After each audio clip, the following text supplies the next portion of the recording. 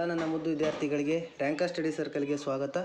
ಈ ವಿಡಿಯೋವನ್ನು ನೋಡಿದವರು ಲೈಕ್ ಮಾಡಿ ಮತ್ತು ಪ್ರಥಮ ಬಾರಿ ನಮ್ಮ ಚಾನಲ್ಗೆ ಬಂದಿದ್ದಲ್ಲಿ ಸಬ್ಸ್ಕ್ರೈಬ್ ಮಾಡ್ಕೊಳ್ಳಿ ಅಂತ ಹೇಳ್ತಾ, ನಾವಿವತ್ತು PUCಯಲ್ಲಿ ಬರ್ತಕ್ಕಂಥ 10 ಮಾರ್ಕ್ನ ಕಂಪಲ್ಸರಿ ಕ್ವಶನ್ ಯಾವುದಂದರೆ ಇಂಡಿಯನ್ ಮ್ಯಾಪ್ ಬಗ್ಗೆ ನಾವು ನೋಡ್ಕೊಳ್ಳೋಣ.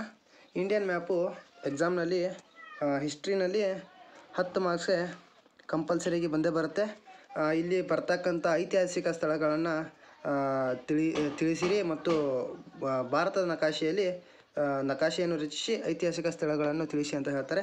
ಇಲ್ಲಿ ನಾವು 20 ಸ್ಥಳಗಳ ಬಗ್ಗೆ ಅಧ್ಯಯನ ಮಾಡೋಣ. ಆ 20 ಸ್ಥಳಗಳನ್ನು ಬಿಟ್ಟು ಹೊರಗಡೆ ಇರ್ತಕ್ಕಂಥ ಯಾವ ಸ್ಥಳಗಳು ಕೂಡ ಬರೋದಿಲ್ಲ. ಮತ್ತು ಇವುಗಳನ್ನು ನೀವು ಚೆನ್ನಾಗಿ ನೋಡ್ಕೊಳ್ಳಿ. ನಾನು ಇವಾಗ ಒಂದೊಂದು ಸ್ಥಳಗಳ ಬಗ್ಗೆ ಮ್ಯಾಪ್ನಲ್ಲಿ ತೋರಿಸ್ಕೊತ ಹಾಗೆ ಆ ಸ್ಥಳದ ಬಗ್ಗೆ ವಿವರಣೆಯನ್ನು ಹೇಳ್ಕೊತ ಹೋಗ್ತೇನೆ. ನಾವು ಫಸ್ಟ್ ಯಾವುದಂದರೆ ಹರಪ್ಪ ಬಗ್ಗೆ ನೋಡ್ಕೊಂಡು ಹೋಗೋಣ. ಹರಪ್ಪ ಭಾರತದ ನಕಾಶೆಯಲ್ಲಿ ಯಾವ ಭಾಗದಲ್ಲಿ ಬರುತ್ತೆ ಅಂದರೆ, ಇಲ್ಲಿ ನೋಡ್ಕೊಂಡು ಹೋಗಿ. ಹರಪ್ಪ ಭಾರತ ನಕಾಶೆಯಲ್ಲಿ ಯಾವ ಭಾಗದಲ್ಲಿ ಬರುತ್ತೆ ಅಂದರೆ, ಇಲ್ಲಿ ನೋಡಿ, ಪಾಕಿಸ್ತಾನದಲ್ಲಿ ಇಲ್ಲಿ ಮಧ್ಯದ ಭಾಗದಲ್ಲಿ ಇಲ್ಲಿ ಬರುತ್ತೆ. ಅದರ ಬಗ್ಗೆ ನಾವು ನೋಡ್ಕೊಂಡು ಹೋಗೋದಂದರೆ, ಹರಪ್ಪ ಅದು ಸಿಂಧೂ ನಾಗರಿಕತೆಯ ಪ್ರಮುಖ ನಿವೇಶನವಾಗಿದೆ. ಇದು ಸಿಂಧೂ ನಾಗರಿಕತೆಯಲ್ಲಿ ಬರ್ತಕ್ಕಂಥ ಒಂದು ಪ್ರಮುಖವಾದಂಥ ನಗರ ಆಗಿದೆ. 1921ರಲ್ಲಿ ದಯಾರಾಮ್ ಸಹಾನಿಯವರು ಹರಪ್ಪ ನಿವೇಶನವನ್ನು ಉತ್ಪತನ ಮಾಡಿದರು. ಅಂದರೆ ಉತ್ಪತನ ಅಂದರೆ ನೆಲವನ್ನು ಅಗೆದು ಆ ಹರಪ್ಪ ನಗರವನ್ನು ಕಂಡುಹಿಡಿದರು ಅಂತ ನಾವು ಹೇಳಬಹುದು. ಇನ್ನು ನೆಕ್ಸ್ಟು ಎರಡನೇ ಸ್ಥಳ ಯಾವುದಂದರೆ ತಕ್ಷಶಿಲೆ ಅನ್ನೋದು. ಇದು ಇಂಡಿಯನ್ ಮ್ಯಾಪ್ನಲ್ಲಿ ಎಲ್ಲಿ ಬರುತ್ತೆ ಅಂತ ನೋಡ್ಕೊಂಡು ಹೋಗೋಣ.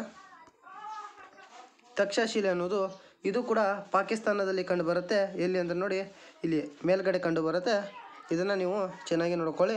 ಇನ್ನು ನೆಕ್ಸ್ಟು ಅದರ ಬಗ್ಗೆ ನಾವು ನೋಡ್ಕೊಂಡು ಹೋಗೋದಂದರೆ, ತಕ್ಷಶಿಲೆ ಎಂಬುದು ತಕ್ಷಶಿಲ ಗಾಂಧಾರ ಪ್ರಾಂತ್ಯದ ರಾಜಧಾನಿಯಾಗಿತ್ತು. ಯಾವುದಂದರೆ ಇದು ಗಾಂಧಾರ ಪ್ರಾಂತ್ಯದ ರಾಜಧಾನಿಯಾಗಿದ್ದು, ತಕ್ಷಶಿಲ ವಿಶ್ವವಿದ್ಯಾಲಯವು ಪ್ರಾಚೀನ ಭಾರತದ ಪ್ರಮುಖ ವಿದ್ಯಾಕೇಂದ್ರವಾಗಿತ್ತು. ಅಂದರೆ ಹಳೆಯ ಕಾಲದಲ್ಲಿ ಪ್ರಾಚೀನ ಭಾರತದಲ್ಲಿ ತಕ್ಷಶಿಲ ವಿಶ್ವವಿದ್ಯಾಲಯವು ಒಂದು ಪ್ರಮುಖ ವಿದ್ಯಾಕೇಂದ್ರವಾಗಿತ್ತು ಅಂತ ನಾವು ಹೇಳ್ಬೋದು. ಇನ್ನು ಮೂರನೇದಾಗಿ ಯಾವುದಂದರೆ ಪಾಟಲಿಪುತ್ರ ಭಾರತ ನಕಾಶೆಯಲ್ಲಿ ಎಲ್ಲಿ ಬರುತ್ತೆ ಅಂತ ನೋಡ್ಕೊಳ್ಳೋಣ. ಪಾಟಲಿಪುತ್ರ ಎಲ್ಲಿ ಬರುತ್ತೆ ನೋಡಿ, ಇಲ್ಲಿ ನೋಡಿ, ಇಲ್ಲಿ ನೇಪಾಳದ ಕೆಳಗಡೆನೇ ಬರುತ್ತೆ ಪಾಟಲಿಪುತ್ರ. ಇದನ್ನು ಮ್ಯಾಪ್ನಲ್ಲಿ ಎಲ್ಲಿ ಬರುತ್ತೆ ಅಂತ ಕರೆಕ್ಟಾಗಿ ನೋಡ್ಕೊಳ್ಳಿ. ನೆಕ್ಸ್ಟ್ ಇದರ ಬಗ್ಗೆ ವಿವರಣೆಯನ್ನು ನೋಡ್ಕೊಂಡು ಹೋಗೋಣ. ಪಾಟಲಿಪುತ್ರ ಮಗಧ ಸಾಮ್ರಾಜ್ಯ, ಮೌರ್ಯರು ಮತ್ತು ಗುಪ್ತರ ರಾಜಧಾನಿಯಾಗಿತ್ತು. ಇವು ಮೂರರು ಕೂಡ ರಾಜಧಾನಿಯಾಗಿತ್ತು ಮತ್ತು ಇಲ್ಲಿ 3ನೇ ಬೌದ್ಧ ಸಮ್ಮೇಳನ ನಡೆಯುತ್ತದೆ. ಇನ್ನು ನೆಕ್ಸ್ಟು ಬಾದಾಮಿ ಬಗ್ಗೆ ನೋಡ್ಕೊಂಡು ಹೋಗೋಣ. ಬಾದಾಮಿ ಎಲ್ಲಿ ಬರುತ್ತೆ ಅಂದರೆ, ಇದು ಕರ್ನಾಟಕದ ಒಂದು ಭಾಗವಾಗಿದೆ. ಇಲ್ಲಿ ಕೆಳಗಡೆ ನೋಡಿ, ಬಾದಾಮಿ ಇಲ್ಲಿ ಬರುತ್ತೆ ನೋಡಿ, ಇಲ್ಲಿ ಕರ್ನಾಟಕದಲ್ಲಿ ಕಂಡು ಬರುತ್ತೆ. ಇನ್ನು ನೆಕ್ಸ್ಟು ಬಾದಾಮಿ ಬಗ್ಗೆ ನಾವು ನೋಡ್ಕೊಂಡು ಹೋಗೋದಂದರೆ, ತಾವಾಪಿ ಎಂದು ರಾಜಧಾನಿಯಾಗಿದ್ದ ಬಾದಾಮಿ ಆರಂಭಿಕವಾಗಿ ಚಾಲುಕ್ಯರ ರಾಜಧಾನಿಯಾಗಿತ್ತು. ಇದು ಚಾಲುಕ್ಯ ರಾಜಧಾನಿಯಾಗಿತ್ತು. ಇದರ ಮೊದಲ ಹೆಸರು ತಾವಾಪಿ ಅಂತ ಇತ್ತು. ಬಾದಾಮಿ ಗುಹಾಂತರ ದೇವಾಲಯಗಳಿಗೆ ಪ್ರಸಿದ್ಧವಾಗಿದೆ. ಇಲ್ಲಿ ಗುಹಾಂತರ ದೇವಾಲಯಗಳು ಪ್ರಸಿದ್ಧವಾಗಿವೆ. ಇನ್ನು ನೆಕ್ಸ್ಟು ಕಂಚಿ ಅಂದರೆ ಕಾಂಚೀಪುರಂ ಬಗ್ಗೆ ನಾವು, ಕಾಂಚೀಪುರಂ ಇಂಡಿಯಾ ಮ್ಯಾಪ್ದಲ್ಲಿ ಎಲ್ಲಿ ಬರುತ್ತೆ ಅಂತ ನೋಡ್ಕೊಳ್ಳೋಣ. ನೆಕ್ಸ್ಟ್ ನೋಡ್ಕೊಳ್ಳಿ, ಕಾಂಚೀಪುರಂ ಎಲ್ಲಿ ಬರುತ್ತೆ ಅಂದರೆ, ಇಲ್ಲಿ ನೋಡಿ, ಇಲ್ಲಿ ಬರುತ್ತೆ. ಇಲ್ಲಿ ತಮಿಳುನಾಡಿನಲ್ಲಿ ಕಾಂಚೀಪುರಂ ಅಂದರೆ ಕಂಚಿ ಕಂಡು ಬರುತ್ತೆ. ಇದರ ಬಗ್ಗೆ ನಾವು ವಿವರಣೆಯನ್ನು ನೋಡ್ಕೊಂಡು ಹೋಗೋಣ. ಕಂಚಿ ಪಲ್ಲವರ ರಾಜಧಾನಿಯಾಗಿತ್ತು. ಇದು ಯಾವುದು? ಪಲ್ಲವರ ರಾಜಧಾನಿಯಾಗಿತ್ತು. ಇಲ್ಲಿ ಶೈವ ಮತ್ತು ವೈಷ್ಣವರ ದೇವಾಲಯಗಳು ಪ್ರಸಿದ್ಧವಾಗಿವೆ ಮತ್ತು ಇಲ್ಲಿ ಕಾಮಾಕ್ಷಿ ದೇವಾಲಯವಿದೆ. ಇಲ್ಲಿ ಕಾಮಾಕ್ಷಿ ದೇವಾಲಯವಿದೆ ಅನ್ನೋದು ಇಲ್ಲಿ ಇಂಪಾರ್ಟೆಂಟ್ ಆಗಿದೆ. ಇನ್ನು 6ನೇ ಸ್ಥಳ ಯಾವುದಂದರೆ ಹಳೇಬೀಡು. ಹಳೇಬೀಡು ಕೂಡ ಕರ್ನಾಟಕದ ಒಂದು ಭಾಗವಾಗಿದೆ. ಇಲ್ಲಿ ನೋಡಿ, ಮೈಸೂರಿನ ಸಮೀಪ ಬರುತ್ತೆ ಇದು ಹಳೇಬೀಡು. ಇನ್ನು ನೆಕ್ಸ್ಟು ಇದರ ಬಗ್ಗೆ ನಾವು ಹೇಳಬೇಕಂದ್ರೆ, ಹಳೇಬೀಡು ಹೊಯ್ಸಳರ ರಾಜಧಾನಿಯಾಗಿತ್ತು. ಇಲ್ಲಿ ಹೊಯ್ಸಳೇಶ್ವರ ಮತ್ತು ಶಾಂತಳೇಶ್ವರ ಎಂಬ 2 ದೇವಾಲಯಗಳಿವೆ ಅನ್ನೋದು ಇದರ ವಿವರಣೆಯಾಗಿದೆ. ಇನ್ನು ನೆಕ್ಸ್ಟು 7ನೇದು ದೆಹಲಿ ಭಾರತದ ರಾಜಧಾನಿ. ಇದನ್ನು ಎಲ್ಲರೂ ಚೆನ್ನಾಗಿ ಗುರುತಿಸ್ತೀರಾ. ಇದು ಎಲ್ಲಿ ಬರುತ್ತೆ ಅಂದರೆ, ಇಲ್ಲಿ ನೋಡ್ಕೊಳ್ಳಿ, ಇಲ್ಲಿ ಬರುತ್ತೆ ನೋಡಿ. ಇನ್ನು ನೆಕ್ಸ್ಟು ದೆಹಲಿಯ ಬಗ್ಗೆ ನಾವು ನೋಡ್ಕೊಂಡು ಹೋಗೋದಂದರೆ, ದೆಹಲಿ ಸುಲ್ತಾನರ ಮತ್ತು ಕೆಲಕಾಲ ಮೊಘಲರ ರಾಜಧಾನಿಯಾಗಿತ್ತು. ಕುತುಬ್ ಮಿನಾರ್, ಕೆಂಪು ಕೋಟೆ, ಜಾಮಿ ಮಸೀದಿ ಮುಂತಾದ ಸ್ಮಾರಕಗಳು ಎಲ್ಲಿವೆ ಅಂದರೆ ದೆಹಲಿಯಲ್ಲಿವೆ ಅಂತ ನಾವು ಹೇಳ್ಬೋದು. ಇನ್ನು 8ನೇದು ಯಾವುದಂದರೆ ದೇವಗಿರಿ. ದೇವಗಿರಿ ಎಲ್ಲಿ ಬರುತ್ತೆ ಅಂದರೆ ಇಲ್ಲಿ ನೋಡ್ಕೊಳ್ಳಿ, ದೇವಗಿರಿ ಇಲ್ಲಿ ಬರುತ್ತೆ ನೋಡಿ, ಭಾರತದ ಮಧ್ಯಭಾಗದಲ್ಲಿ ದೇವಗಿರಿ ಕಂಡು ಬರುತ್ತೆ. ಇದರದ್ದು ವಿವರಣೆಯನ್ನು ನೋಡ್ಕೊಂಡು ಹೋಗೋಣ. ಅಲಾವುದ್ದೀನ್ ಖಿಲ್ಜಿಯು ಏನು ಮಾಡ್ತಾನಂದರೆ ದೇವಗಿರಿ ನಗರದ ಮೇಲೆ ದಂಡಯಾತ್ರೆಗಳನ್ನು ಕೈಗೊಂಡನು. ದೇವಗಿರಿಯ ಸಮೀಪದ ದೌಲತಾಬಾದ್ ಎಂಬುದು ಮೊಹಮ್ಮದ್ ಬಿನ್ ತುಘಲಕನ ರಾಜಧಾನಿಯಾಗಿತ್ತು. ಇವನು ದೆಹಲಿಯಿಂದ ದೌಲತಾಬಾದ್ ಕಡೆಗೆ ಏನು ಮಾಡ್ತಾನೆ ಅಂದರೆ ರಾಜಧಾನಿಯನ್ನು ಸ್ಥಳಾಂತರ ಮಾಡ್ತಾನೆ. ಮತ್ತು ದೌಲತಾಬಾದ್ನಿಂದ ದೆಹಲಿಯ ಕಡೆಗೆ ರಾಜಧಾನಿಯನ್ನು ಸ್ಥಳಾಂತರ ಮಾಡ್ತಾನೆ. ಯಾರು? ಮೊಹಮ್ಮದ್ ಬಿನ್ ತುಘಲಕ್ ಎನ್ನುವನು. ಅದೇ ದೇವಗಿರಿ ಇದಾಗಿದೆ.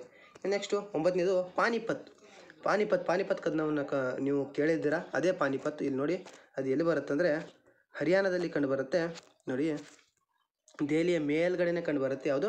ಪಾನಿಪತ್ ಅನ್ನೋದು.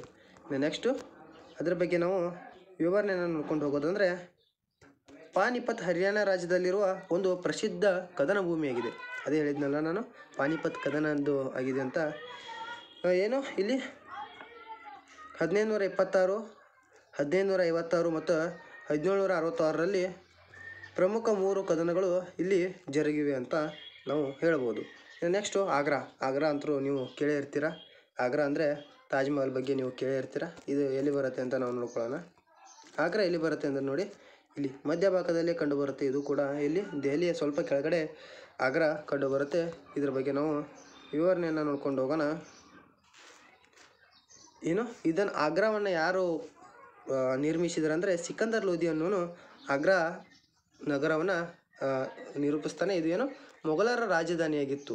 ಮತ್ತು ನೆಕ್ಸ್ಟು ಇಲ್ಲಿ ನೋಡಿ, ತಾಜ್ ಮಹಲ್ ಆಗ್ರಾದಲ್ಲಿ ಅತ್ಯಂತ ಪ್ರಮುಖ ಸ್ಮಾರಕವಾಗಿದೆ. ಇದು ಎಲ್ಲರಿಗೂ ಗೊತ್ತಿರುವಂಥ ವಿಷಯ. ಇನ್ನು ನೆಕ್ಸ್ಟು ಹಂಪಿ ಕೂಡ ಯಾವುದು ನಮ್ಮ ಕರ್ನಾಟಕ ಭಾಗದಲ್ಲಿ ಬರ್ತಕ್ಕಂಥ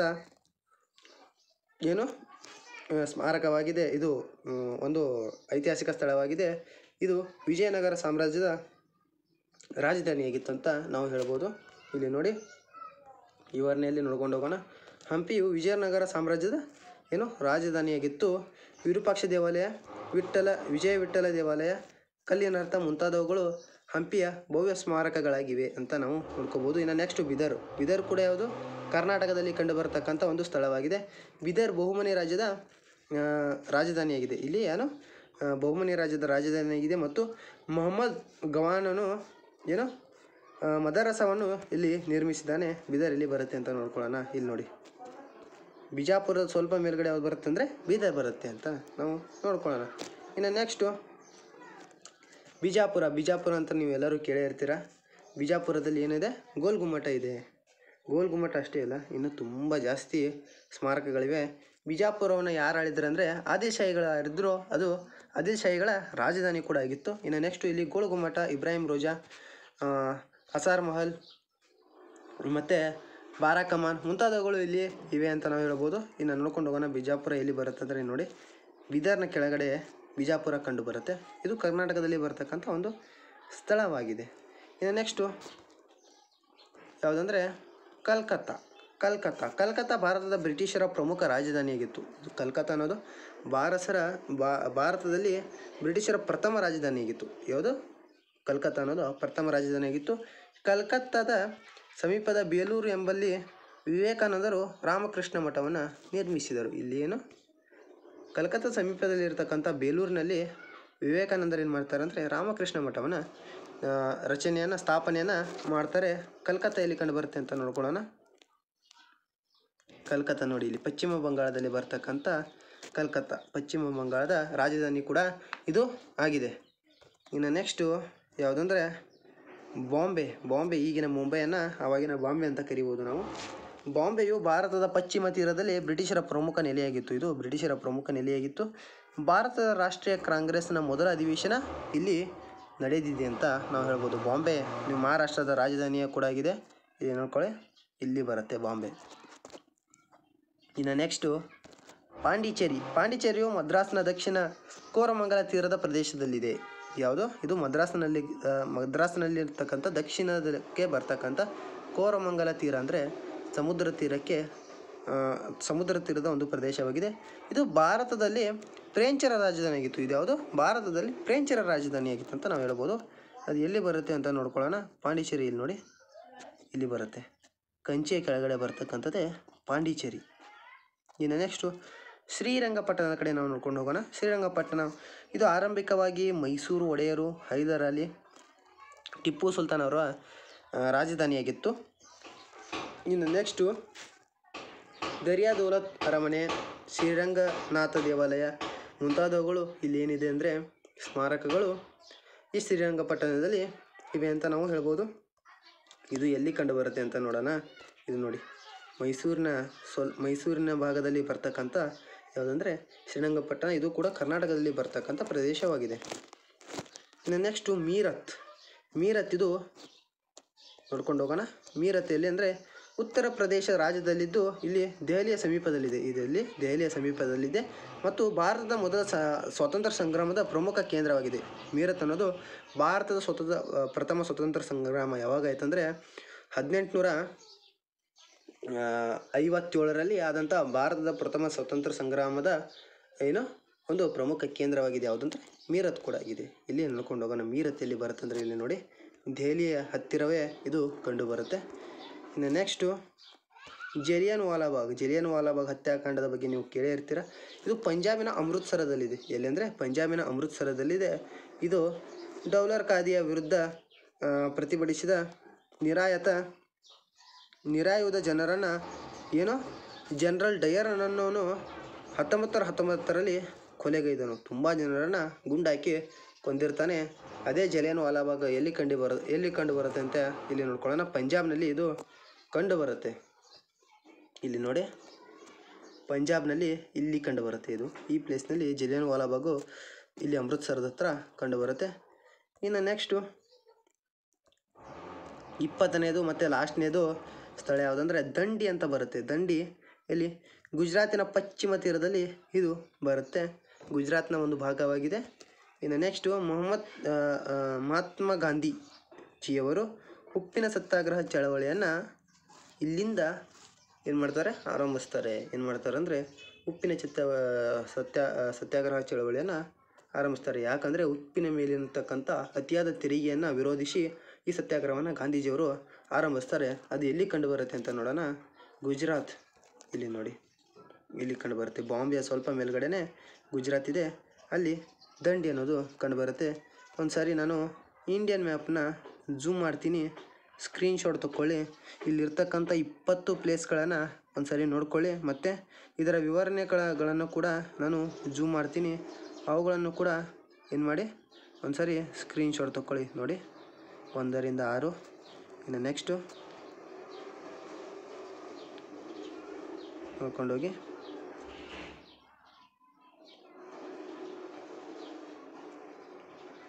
ಇನ್ನು 18.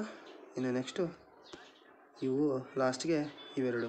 ಇವುಗಳನ್ನು ಕೂಡ ನೀವು ಸ್ಕ್ರೀನ್ಶಾಟ್ ತೊಗೊಳ್ಳಿ ಮತ್ತು ಚೆನ್ನಾಗಿ ಓದ್ಕೊಳ್ಳಿ.